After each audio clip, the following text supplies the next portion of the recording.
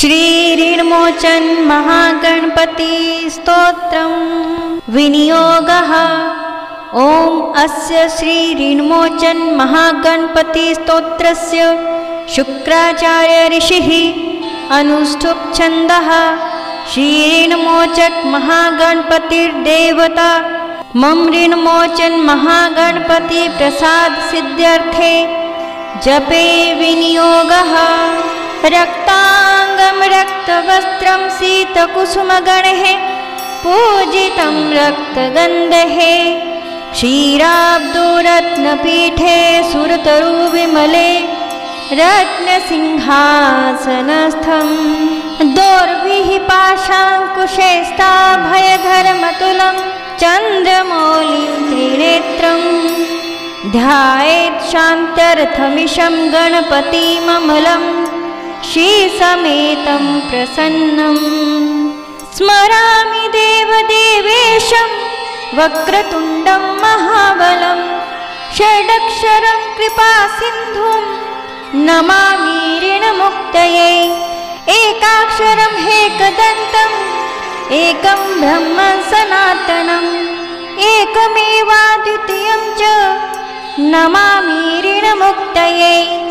महागणपतिं देवं महास्तवं महाबलं महाविघ्नहरं शम्भोः नमामि ऋणमुक्तये। कृष्णावरं कृष्णवर्णं कृष्णगन्धानुलेपनं कृष्णसर्पोपवीतं च नमामि ऋणमुक्तये। रक्तांबरं रक्तवर्णं रक्तगन्धानुलेपनं रक्तपुष्पप्रियं देवं नमामि ऋणमुक्तये। पीतांबरं पीतवर्णं पीतगन्धानुलेपनं पीतपुष्पं प्रियं देवं नमामि ऋणमुक्तये। धूम्रावरं धूम्रवर्णं धूम्रगन्धानुलेपनं होमधूमप्रियं देवं नमामि ऋणमुक्तये। भालनेत्रं भालचन्द्रं पाशाकुशधरं भिवुं चामरालकृतं देवं नमामि ऋणमुक्तये। इदं त्वर्णहरं स्तोत्रं सन्ध्यायां यः पठे नरः षण्मासाभ्यन्तरेणेव ऋणमुक्तो भविष्यति। रक्तांगं रक्तवस्त्रं शीतकुसुमगणैः पूजितं रक्तगन्धैः क्षीराब्दोरत्नपीठे सुरतरुविमले रत्नसिंहासनस्थं दोर्भिः पाशाङ्कुशैस्ताभयधरमतुलं चन्द्रमौलिं त्रिनेत्रं ध्यायेत् शान्त्यर्थमिशं गणपतिममलं श्रीसमेतं प्रसन्नम्। स्मरामि देवदेवेशं वक्रतुण्डं महाबलं षडक्षरं कृपासिन्धुं नमामि ऋणमुक्तये। एकाक्षरं हेकदन्तम् एकं ब्रह्मं सनातनम् एकमेवाद्वितीयं च नमामि ऋणमुक्तये। महागणपतिं देवं महास्तवं महाबलं महाविघ्नहरं शम्भोः नमामि ऋणमुक्तये।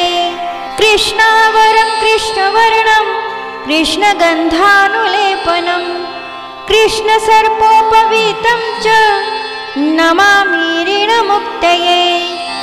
रक्तांबरं रक्तवर्णं रक्तगन्धानुलेपनं रक्तपुष्पप्रियं देवं नमामि ऋणमुक्तये। पीतांबरं पीतवर्णं पीतगन्धानुलेपनं पीतपुष्पं प्रियं देवं नमामि ऋणमुक्तये। धूम्रावरं धूम्रवर्णं धूम्रगन्धानुलेपनं होमधूमप्रियं देवं नमामि ऋणमुक्तये। भालनेत्रं भालचन्द्रं पाशाकुशधरं भिवुं चामरालकृतं देवं नमामि ऋणमुक्तये। इदं त्वर्णहरं स्तोत्रं सन्ध्यायां यः पठे नरः षड्मासाभयन्तरेणेव ऋणमुक्तो भविष्यति। रक्ताङ्गं रक्तवस्त्रं शीतकुसुमगणैः पूजितं रक्तगन्धैः क्षीराब्दो रत्नपीठे सुरतरुविमले रत्नसिंहासनस्थं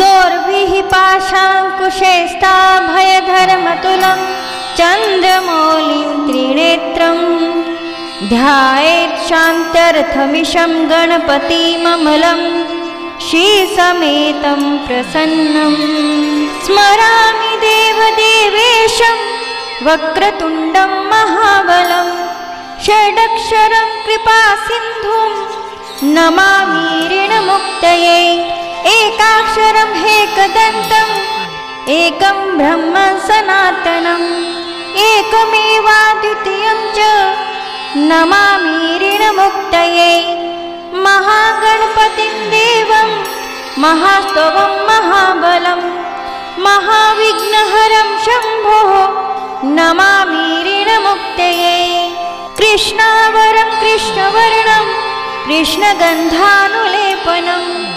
कृष्णसर्पोपवीतं च नमामि ऋणमुक्तये रक्ताम्बरं रक्तवर्णं रक्तगन्धानुलेपनं रक्तपुष्पप्रियं देवं नमामि ऋणमुक्तये पीताम्बरं पीतवर्णं पीतगन्धानुलेपनं पीतपुष्पं प्रियं देवं नमामि ऋणमुक्तये धूम्रावरं धूम्रवर्णं धूम्रगन्धानुलेपनं होमधूमप्रियं देवं नमामि ऋणमुक्तये भालनेत्रं भालचन्द्रं पाशाकुशधरं भिवुं चामरालकृतं देवं नमामि ऋणमुक्तये इदं त्वर्णहरं स्तोत्रं सन्ध्यायां यः पठे नरः